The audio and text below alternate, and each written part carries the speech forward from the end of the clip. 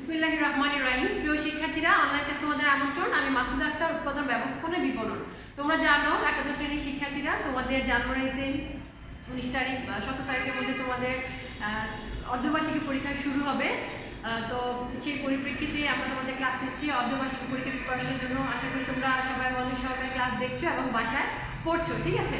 তো অলরেডি তোমরা জানো তোমাদের আমি তৃতীয় অধ্যায় শুরু করেছি, যে অধ্যায়ের নাম হচ্ছে উৎপাদন মাত্রা। গত ক্লাসে আমরা পড়েছিলাম উৎপাদন মাত্রা কি, উৎপাদন মাত্রার বৈশিষ্ট্য, এবং তোমার এই অধ্যায়ের দুইটা গুরুত্বপূর্ণ টপিকস আছে। সেটা হচ্ছে তোমার এন্টারপ্রাইজ বা শিল্প, হ্যাঁ, বিভিন্ন ধরনের শিল্প এবং মাত্রা। তো গত ক্লাসে আমরা শিল্প পড়েছিলাম অতি ক্ষুদ্র শিল্প, ক্ষুদ্র শিল্প, মাঝারি শিল্প, বৃহদায়তন শিল্প। তো সেকেন্ড যে টপিকসটা বাকি ছিল সেটা হচ্ছে মাত্রা। তো আসো আমরা সেই টপিকসটা আজকে আলোচনা করি। তো মাত্রা যাওয়ার আগে আমরা একটু রিভাইজ করে নেই। তোমাদের মনে আছে কিনা উৎপাদন মাত্রার সংজ্ঞাটা কি? উৎপাদনের বিভিন্ন কলাকৌশল প্রয়োগ করে প্রতিষ্ঠানের বা উৎপাদনের মোট যে পরিমাণ পণ্য উৎপাদন করা হয় তাকে বলা হয় উৎপাদন মাত্রা। তো বিভিন্ন ধরনের মাত্রা আছে, সেটা আজকে আমরা জানবো। তো আমি আজ তোমাদেরকে বোর্ডে একটি চিত্রের মাধ্যমে বোঝানোর চেষ্টা করবো, ঠিক আছে? তোমাদের বইয়ের চিত্র দেওয়া আছে এবং সুন্দরভাবে অনেক সুন্দর করে সংজ্ঞা দেওয়া আছে। তো তারপরে আমি একটু বুঝিয়ে দিব যদি তোমরা আমার লেকচারটা শুনে এবং বইটা মিস করে আর একটু ভালোভাবে বুঝতে পারো টপিকসটা, ঠিক আছে? আর যদি তুমি চিত্রটা খুব ভালোভাবে বুঝতে পারো তাহলে তুমি একসাথে 3টা সংজ্ঞার আনসার করতে পারবা, এবং এই চিত্রটা বুঝতে পারলে তুমি সংজ্ঞাগুলো খুব ভালোভাবে লিখতে পারবা, এবং এমসিকিউর ক্ষেত্রেও তোমার জ্ঞানমূলক যে এমসিকিউগুলো আসে সেটা আনসারটা খুব দ্রুত করতে পারবে এবং সঠিকভাবে করতে পারবা, ঠিক আছে? তো আসো আমরা একটু বোর্ডে দেখি। হ্যাঁ, তো খেয়াল করে দেখো একটি চিত্র আমার বোর্ডে আঁকা আছে। একটু খেয়াল করে দেখো যে এইখানে তোমার এই যে লাইনটা, এটা হচ্ছে তোমার উৎপাদনের পরিমাণ, ঠিক আছে? এটা হচ্ছে উৎপাদনের পরিমাণ, আর এখানে হচ্ছে গড় ব্যয়, ঠিক আছে? লম্বটা হচ্ছে গড় ব্যয় আর ভূমিটা হচ্ছে তোমার উৎপাদনের পরিমাণ। একটা কথা বলি, একটু খেয়াল করে দেখো, মানে বইয়ের ভাষাটা তোমাদের বাস্তব দিক দিয়ে একটু উদাহরণ দেই। ধরো তুমি বাজারে যাচ্ছ, তুমি বাজারে যদি 1 কেজি আলু কিনো, এক ধরনের প্রাইস হবে, হ্যাঁ? ধরো আবার যদি তুমি 10 কেজি আলু কিনো, তুমি কিন্তু তখন নিজেই বলো যে ভাই 10 কেজি আলু কিনছি, একটু কমিয়ে রাখেন। আমরা কিন্তু এই আড্ডাটা করি না? তার মানে কি মনে হয় যে অল্প আলু বা যে কোনো পণ্য যদি আমি অল্প কিনি এক ধরনের রেট হয়, বা যদি একটু বেশি কিনি তাহলে কিন্তু আমি একটু কম রেটে পাই। এটা কিন্তু একটু নর্মাল আমাদের একটা সেন্স কাজ করে, ঠিক না? সেম যদি আমি ওই সেন্সটাকে নিয়ে আমি এই চিত্রটা বোঝানোর চেষ্টা করি, একটু খেয়াল করে দেখো। ধরো উৎপাদনের পরিমাণ ও কিউ, ঠিক আছে? ও কিউ এতটুকু হচ্ছে আমার উৎপাদনের পরিমাণ, মানে কি আমি অল্পটুকু উৎপাদন করছি, কিন্তু খেয়াল করে দেখো এটার ব্যয়টা হচ্ছে আমার ওসি।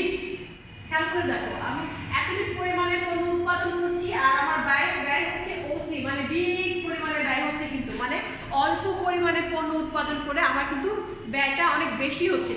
আমি বেসিক্যালি এইটা হচ্ছে আমার বেসমেন্ট, ও কিউ থেকে, আর ও সি হচ্ছে আমার বেসমেন্ট। এই বেসমেন্টকে আমি বেস করে আমি মিতব্যয় উৎপাদন মাত্রা এবং অমিতব্যয় উৎপাদন মাত্রা আর কাম্য উৎপাদন মাত্রা সম্পর্কে তোমাদেরকে ধারণা দিব। তার মানে আমরা কি দেখলাম যে অল্প পরিমাণ, হ্যাঁ দেখো এই স্পেস কিন্তু খুব কম, মানে 1000 ইউনিট, এখানে একটা ইউনিট দিয়ে রেখেছি আমি আনুমানিক, একটু খেয়াল করে দেখো, অর্থাৎ 1000 ইউনিট উৎপাদন করতে আমার ব্যয়টা হচ্ছে ওসি, মানে দেখো অনেক লম্বা একটা ব্যয় হচ্ছে, তার মানে অল্প পরিমাণে উৎপাদন করলে আমার ব্যয়টা বেশি হচ্ছে। সেকেন্ডলি যদি আমি আর একটু বেশি পরিমাণে পণ্য উৎপাদন করি, দেখো লেখা আছে 2000 ইউনিট, খেয়াল করে দেখো ও কিউ ওয়ান, হ্যাঁ, অর্থাৎ আমি ও কিউ থেকে আমি ও কিউ ওয়ান পর্যন্ত যদি পণ্যের উৎপাদনটা করি, অর্থাৎ এই পরিমাণে পণ্য উৎপাদন করি, খেয়াল করে দেখো এখানে কিন্তু আমার ব্যয়টা কমে গেছে, সি থেকে সি ওয়ান পর্যন্ত এসে গেছে। একটু খেয়াল করতে বুঝতে পারছো কিনা একটু খেয়াল করে দেখো। আবার বলছি, আমি রিপিট করছি, আমি পণ্য উৎপাদন করছি পূর্বের থেকে একটু বেশি, আগে ছিল 1000 ইউনিট, এখন আমি 2000 ইউনিট পণ্য উৎপাদন করছি। O Q one, O Q one যখন আমি পণ্য উৎপাদন করছি, খেয়াল করে দেখো আমার ব্যয়টা কমে যাচ্ছে, সি থেকে সি ওয়ান আসছে। খেয়াল করে দেখো এটা সাথে রিলেটেড হয়ে এইটা কিন্তু এটা থেকে তোমরা সম্পর্কে কিন্তু এতটুকু পর্যন্ত, তার মানে কি আমি যখন একটু বেশি পরিমাণে পণ্যটা উৎপাদন করছি তখন আমার ব্যয়টা কমে যাচ্ছে। থার্ডলি যখন আমি আবার একটু বেশি পরিমাণে ব্যয় করছি, অর্থাৎ কিউ থেকে কিউ ওয়ান থেকে ক্রস করে আমি কিউ টু পর্যন্ত যাচ্ছি, তখন খেয়াল করে দেখো, তখন যদি তুমি নর্মাল চিন্তা করো লামটা এখন আরো বেশি পরিমাণে উৎপাদন করছে, তার মানে ব্যয়টা তো আমার আবারও কমবে, কিন্তু খেয়াল করে দেখো তখন যদি ব্যয়টা কমে নেয় সেটা আবার সি টু পর্যন্ত চলে গেছে, অর্থাৎ আমার যে সি ওয়ান ছিল তার থেকে একটু বেশি ব্যয় হচ্ছে, ঠিক না? চিত্র কিন্তু আমরা এটা বুঝতে পারছি। এখন এটার ঘটনাটা কি সেটা তোমাদের একটু বোঝায়, খেয়াল করে দেখো একটি প্রতিষ্ঠান, একজন উৎপাদনকারী প্রতিষ্ঠান যখন একটি পণ্য উৎপাদন করে, যখন তার উৎপাদনের পরিমাণ বৃদ্ধির সাথে সাথে একটি নির্দিষ্ট স্তরে এসে তার গড় ব্যয়টা কমে যায়, সেটা হচ্ছে তোমার মিতব্যয় উৎপাদন মাত্রা। ঠিক আছে, আমি আবারও বলছি, একটু খেয়াল করে দেখো, উৎপাদনের পরিমাণ বৃদ্ধির সাথে সাথে, হ্যাঁ, উৎপাদনের আমরা বেস একটা ধরেছি, একটা যে উৎপাদন পরিমাণ যদি কম থাকে আমার গড় ব্যয়টা বেশি হয়, যেটা আমরা প্রথম চিত্র দেখতে পেরেছি, উৎপাদন পরিমাণ বৃদ্ধি থাকলে গড় ব্যয়টা বেশি হয়। পরবর্তীতে যখন আমি উৎপাদন পরিমাণটা আরেকটু বৃদ্ধি করব, একটা নির্দিষ্ট স্তরে যখন সেই ব্যয়টা হবে, তখন পণ্যটা উৎপাদিত হবে, তখনই তার গড় ব্যয়টা কমবে, আর সেই নির্দিষ্ট স্তরটাই হচ্ছে তোমার মিতব্যয় উৎপাদন মাত্রা। ঠিক আছে, তার মানে আমরা মিতব্যয় উৎপাদন মাত্রা সংজ্ঞাটা কি বুঝলাম? দেখো আমি বোর্ডে লিখে দিয়েছি, তার একটা নাম আছে মাত্রাজনিত ব্যয় সংকোচন, যেখানে উৎপাদন পরিমাণের বৃদ্ধির সাথে সাথে একক প্রতি গড় উৎপাদন ব্যয় একটি নির্দিষ্ট স্তর, এই ওয়ার্ডটা অবশ্যই লিখতে হবে, যে একটি নির্দিষ্ট স্তরে এসে সেটা কমতে থাকে, সেই নির্দিষ্ট স্তরটাই হচ্ছে মিতব্যয় উৎপাদন মাত্রা। ঠিক আছে, আমি আবার একটু বলছি, একটু খেয়াল করে দেখো, তুমি একটি পণ্য উৎপাদন করছো, তোমার ব্যয় বৃদ্ধি পাচ্ছে, আবার উৎপাদন করছো, ব্যয় বৃদ্ধি পাচ্ছে। যদি এটা আমরা একটা ম্যাথ আকারে করে দেখাতে পারতাম, আজকে তোমরা বুঝতে পারতাম ইজিলি, চিত্রের ম্যাথটা একই রকম হয়ে যায়। তারপর আমি একটু বলছি, খেয়াল করে দেখো, আমি পণ্য উৎপাদন করছি, আমার ব্যয় বৃদ্ধি পাবে, এটা নর্মালি একটা বিষয়, ঠিক না? উৎপাদন করছি, ব্যয় বৃদ্ধি পাচ্ছে, বা একটা জায়গায় এসে দেখবা যে উৎপাদনের সাথে সাথে ব্যয়টা গড় ব্যয়টা কমে যাচ্ছে, সেই যেই জায়গাটা কমবে সেই জায়গাটাই হচ্ছে তোমার মিতব্যয় উৎপাদন মাত্রা। ঠিক আছে, এবং মিতব্যয় উৎপাদন মাত্রার পরবর্তী যে স্টেপটাই হবে সেটাই হচ্ছে তোমার অমিতব্যয় উৎপাদন মাত্রা। অর্থাৎ খেয়াল করে দেখো, এই যে মিতব্যয়ের পরবর্তী যে স্টেপটা সেটা হচ্ছে আমার অমিতব্যয় উৎপাদন মাত্রা। অর্থাৎ এই যে নির্দিষ্ট স্তর, সেই স্তরটা ক্রস করে যখন সে উৎপাদনের পরিমাণটা আরো বৃদ্ধি করবে, তখনই তোমার গড় ব্যয়টা পূর্বের চেয়ে আবার বেড়ে যাবে। ঠিক আছে, অর্থাৎ C1 থেকে এই যে C2 এসে পড়েছে। ঠিক আছে, বুঝতে পেরেছো? আমি লাস্ট ফিনিশিং আবার একটু দিচ্ছি, একটু খেয়াল করে দেখো, আমাকে একটা বেসমেন্ট ধরতে হবে, অর্থাৎ কোনো একটি পণ্য উৎপাদন করতে গেলে আমার গড় ব্যয়টা বাড়বে, এটা হচ্ছে নর্মাল সেন্স। ঠিক আছে, কিন্তু একটি নির্দিষ্ট স্তরে এসে উৎপাদনের পরিমাণ যতই বৃদ্ধি পাক না কেন, সেই নির্দিষ্ট স্তরে এসে গড় ব্যয়টা কমে যাবে, সেই নির্দিষ্ট স্তরটাই হচ্ছে তোমার মিতব্যয় উৎপাদন মাত্রা। আর মিতব্যয় উৎপাদন মাত্রার স্তরটা ক্রস করে যখন উৎপাদনের পরিমাণটা আমি আরও বৃদ্ধি করব, তখনই সেই স্তরটা হবে আমার অমিতব্যয় উৎপাদন মাত্রা, কারণ ওই জায়গাটা এসে আমার গড় ব্যয়টা বৃদ্ধি পাবে। ঠিক আছে, তো আশা করি তোমরা বুঝতে পেরেছো। তার মানে একটু খেয়াল করে দেখো, যেহেতু আমি অনেক পরিমাণে পণ্য উৎপাদন করছি কিন্তু আমার ব্যয়টা হচ্ছে পূর্বের তুলনায় কম, তার মানে এটা মিতব্যয় উৎপাদন মাত্রা। আর অবশ্যই মিতব্যয় উৎপাদন মাত্রা হচ্ছে একটি প্রতিষ্ঠানের জন্য লাভজনক। ঠিক আছে, খুবই গুরুত্বপূর্ণ একটা পার্ট এবং অনেক লাভজনক একটা জায়গা। আর এই জন্যই বলা হয় মিতব্যয় উৎপাদন মাত্রাকে, যে সেটা তোমার প্রতিষ্ঠানের অর্থনৈতিক দিক থেকে তারা লাভজনক ভূমিকা পালন করে থাকে, আর এটি উৎপাদনের একটি খুবই গুরুত্বপূর্ণ স্তর। ঠিক আছে, আর অমিতব্যয় উৎপাদন মাত্রাটা হচ্ছে তোমার যেহেতু পূর্বের থেকে তোমার ব্যয়টা আরো বৃদ্ধি করাচ্ছে, সেটা হচ্ছে তোমার অলাভজনক। ঠিক আছে, এটা প্রতিষ্ঠানের জন্য অমিতব্যয় উৎপাদন মাত্রাটা হচ্ছে প্রতিষ্ঠানের জন্য অলাভজনক। ঠিক আছে, তো এই জন্য যদি এমসিকিউ আসে যে প্রতিষ্ঠানের জন্য কোন মাত্রাটা লাভজনক, সেটা অবশ্যই হবে মিতব্যয়। ঠিক আছে, তো আরেকটা পয়েন্ট হচ্ছে তোমার যে মিতব্যয় উৎপাদন মাত্রা বা মাত্রাজনিত ব্যয় সংকোচনের সাথে দুইটা ব্যয় সংশ্লিষ্ট আছে। দুইটা ব্যয় কি? সেটা হচ্ছে তোমার স্থায়ী ব্যয় এবং পরিবর্তনশীল ব্যয়। এটা খুব ইম্পর্টেন্ট, যে এটা প্রায় আসে এমসিকিউর ক্ষেত্রে, যে মিতব্যয় উৎপাদন মাত্রার সাথে কয়টি ব্যয় অন্তর্ভুক্ত? অনেক ধরনের অন্তর্ভুক্ত আছে, বাট মেইন দুটা ব্যয়, সেটা হচ্ছে পরিবর্তনশীল ব্যয় এবং স্থায়ী ব্যয়। এখন পরিবর্তনশীল ব্যয়টা কি, স্থায়ী ব্যয়টা কি? খেয়াল করো, নামের মাঝে তোমার আনসারটা দেওয়া আছে। পরিবর্তনশীল ব্যয় মানে কি? পরিবর্তিত হচ্ছে, ঠিক আছে, যে ব্যয়টা পরিবর্তন হয় সেটা হচ্ছে তোমার পরিবর্তনশীল। সেটা কি হতে পারে একটু খেয়াল করে দেখো।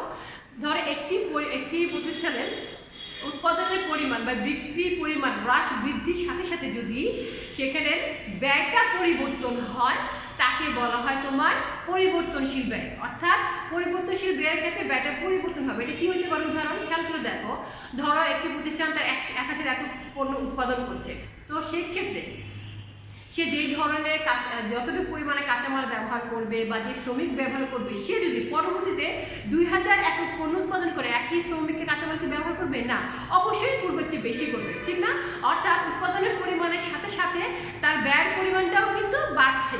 অর্থাৎ প্রথম 1000 ইউনিট পণ্য উৎপাদন করছে, তার জন্য যে পরিমাণে শ্রমিক কাঁচামাল লাগছে, পরবর্তী যখন সে 2000 একক পণ্য উৎপাদন করছে, তার পূর্বের চেয়ে বেশি কাঁচামাল প্লাস শ্রমিকের লাগছে, তার মানে পূর্বের চেয়ে বেশি ব্যয় হচ্ছে। এই যে তার উৎপাদনের পরিমাণের সাথে সাথে ব্যয়টা পরিবর্তন হচ্ছে, এটাকে বলা হয় তোমার পরিবর্তনশীল ব্যয়। এটা তোমার হচ্ছে তোমার চলতি যে খরচগুলো, অর্থাৎ তোমার শ্রমিকের মজুরি, কারখানা তোমার শ্রমিকের মজুরি, তারপরে হচ্ছে কাঁচামাল, তারপরে হচ্ছে তোমার বিদ্যুৎ বিল, হ্যাঁ এইগুলো, এটা হচ্ছে তোমার পরিবর্তনশীল ব্যয়। আর স্থায়ী ব্যয় কি? স্থায়ী ব্যয় হচ্ছে উৎপাদনের বা বিক্রয়ের হ্রাস বৃদ্ধির সাথে সাথে ব্যয় যদি কোনো পরিবর্তন না হয় তাকে বলা হয় স্থায়ী ব্যয়। অর্থাৎ যদি একটি প্রতিষ্ঠানে তোমার ধরো 1000 পণ্য উৎপাদন করে, হ্যাঁ, সেক্ষেত্রে কি তার মাসিক ভাড়া যে ব্যয়টা হবে বা তার ম্যানেজার যে বেতনটা, হ্যাঁ, সেটা কি কোনো এফেক্ট ফেলে? এফেক্ট কিন্তু ফেলে না। একটা প্রতিষ্ঠানে সে 1000 ইউনিট পণ্য উৎপাদন করুক বা 2000 ইউনিট পণ্য উৎপাদন করুক, ওই ম্যানেজারের বেতন কিন্তু যে টাকা সেটাই থাকবে এবং কারখানা ভাড়া যেটা সেটাই থাকবে, সেটা কিন্তু কোনো পরিবর্তন হবে না, ঠিক আছে? তো সেটাই হচ্ছে স্থায়ী ব্যয়। অর্থাৎ পণ্য উৎপাদনের পরিবর্তনের সাথে সাথে যদি প্রতিষ্ঠানের কোনো ব্যয় পরিবর্তন না হয় তাকে বলা হয় স্থায়ী ব্যয়, ঠিক আছে? তো আশা করি তোমরা বুঝতে পেরেছো। তারপর আবার একটু লাস্ট ফিনিশিং দিয়ে দিচ্ছি যে উৎপাদনের পরিমাণের হ্রাস বৃদ্ধির সাথে সাথে যদি ব্যয়গুলো পরিবর্তন হয় সেটা হচ্ছে পরিবর্তনশীল ব্যয়। আর যদি উৎপাদনের পরিমাণের হ্রাস বৃদ্ধির সাথে সাথে যদি ব্যয়গুলো পরিবর্তন না হয় তাহলে সেটাকে বলা হয় স্থায়ী ব্যয়। এই দুটো কিন্তু খুব ইম্পর্টেন্ট দুটো সংজ্ঞা এবং এখান থেকে কিন্তু খুব ইম্পর্টেন্ট সিকিউ আসে যে শ্রমিকের মজুরি এটা কি স্থায়ী ব্যয় না পরিবর্তনশীল ব্যয়? অবশ্যই সেটা হচ্ছে পরিবর্তনশীল ব্যয়। শ্রমিক কিন্তু উৎপাদনের সাথে পরিবর্তিত হয়। অল্প পণ্য উৎপাদন করলে অল্প শ্রমিক লাগবে, বেশি পরিমাণে পণ্য উৎপাদন করলে বেশি শ্রমিক লাগবে, ঠিক আছে? তবে স্থায়ী ব্যয় হতে পারে কারখানা ভাড়া, এটা কিন্তু কখনো চেঞ্জ হয় না, সেটা মাসে মাসে যতই একক পণ্য উৎপাদন বৃদ্ধি করো না কেন যেটা ভাড়া সেটা ফিক্সড থাকে, ঠিক আছে? তো এটা বুঝতে পারলা যে দুটা ব্যয়, এই দুটা ব্যয় কিন্তু সম্পৃক্ত, সেটা হচ্ছে তোমার মাত্রা জড়িত ব্যয়ের সাথে সম্পৃক্ত, ঠিক আছে? আর অমূর্ত ব্যয়ের সঙ্গে তোমরা বুঝতেই পারলা যে একটি নির্দিষ্ট স্তরের পরে যখন পণ্য উৎপাদনের পরিমাণ বৃদ্ধি পায় এবং সাথে সাথে তাহলে গড় ব্যয়টাও বৃদ্ধি পাবে, সেটা হচ্ছে অমূর্ত ব্যয় উৎপাদন মাত্রা। আরেকটা ইম্পর্টেন্ট হচ্ছে সেটা হচ্ছে কাম্য উৎপাদন মাত্রা, হ্যাঁ, সেটা তোমাদেরকে লিখে দেখাচ্ছি আমি। কাম্য উৎপাদন মাত্রা এটা কিছুটা মিতব্যয় উৎপাদন মাত্রার সাথে রিলেটেড, ঠিক আছে? এইটা হচ্ছে খুব গুরুত্বপূর্ণ একটা মাত্রা যেটা তোমার এই মিতব্যয় উৎপাদন মাত্রার সাথে সম্পৃক্ত। অর্থাৎ যে স্তরে সর্বনিম্ন ব্যয় সর্বোচ্চ পণ্য উৎপাদন করা হয় তাকে বলা হয় কাম্য উৎপাদন মাত্রা। অর্থাৎ একটু খেয়াল করে আমি লিখে দিচ্ছি, সর্বনিম্ন ব্যয়ে সর্বোচ্চ পরিমাণ পণ্য উৎপাদন করা হয়।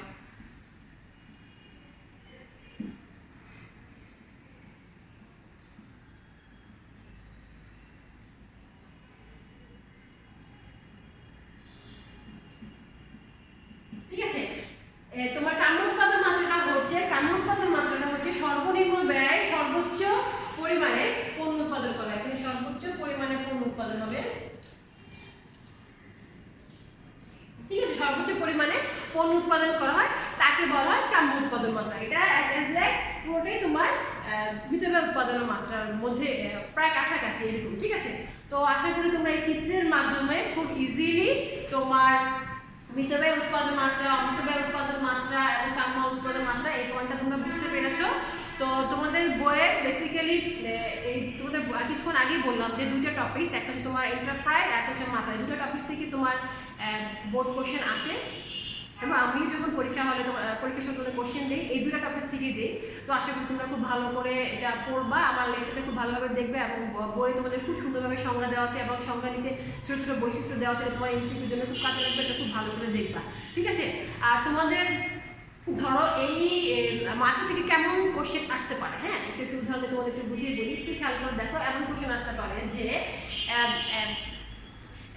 কোন মাত্রায়, হ্যাঁ, তোমার একটা উদাহরণ দেওয়া থাকলো যে 1000 ইউনিট পণ্য উৎপাদন করেছে, তার গড় ব্যয় বৃদ্ধি পেয়েছে। 2000 ইউনিট পণ্য উৎপাদন করেছে কিন্তু তার গড় ব্যয় কমেছে, এটা কোন ধরনের মাত্রায় পড়ে? তো তোমাদের তো বুঝতেই পারছো, যেহেতু উৎপাদন পরিমাণ বৃদ্ধি পেয়েছে কিন্তু গড় ব্যয়টা কমেছে, তাহলে সেটা কি হবে? সেটা হবে মিতব্যয় উৎপাদন মাত্রা। সেম যদি আবার আসে পরেরটা মাত্রা, মিতব্যয় উৎপাদন মাত্রা, যে উৎপাদনের পরিমাণে বৃদ্ধির সাথে সাথে গড় ব্যয় বৃদ্ধি পেয়ে গেছে, এটা কোন ধরনের মাত্রার মধ্যে পড়ে? তাহলে সেটা হবে কি অমিতব্যয় উৎপাদন মাত্রা। ঠিক আছে, তো সেটা তোমাদের আসতে পারে সৃজনশীলের ক্ষেত্রে এরকম পিকচার দিয়ে আসতে পারে বা এরকম ইউনিট দিয়ে লেখা থাকতে পারে। তো তোমাদের জাস্ট খেয়াল রাখবা যে উৎপাদনের পরিমাণে বৃদ্ধির সাথে সাথে গড় ব্যয়টা কম থাকবে সেই স্তরটা হচ্ছে মিতব্যয় উৎপাদন মাত্রা, আর উৎপাদন পরিমাণে বৃদ্ধির সাথে সাথে যদি গড় ব্যয়টা বৃদ্ধি পায় সেটা হচ্ছে অমিতব্যয় উৎপাদন মাত্রা। ঠিক আছে, তো আশা করি তোমরা আমার লেকচারটা বুঝতে পেরেছো। তোমাদের বইয়ে অনেক সৃজনশীল দেওয়া আছে, তোমরা সেখানে প্র্যাকটিস করবো। আর আমি একটা হোমওয়ার্ক দিয়ে দিব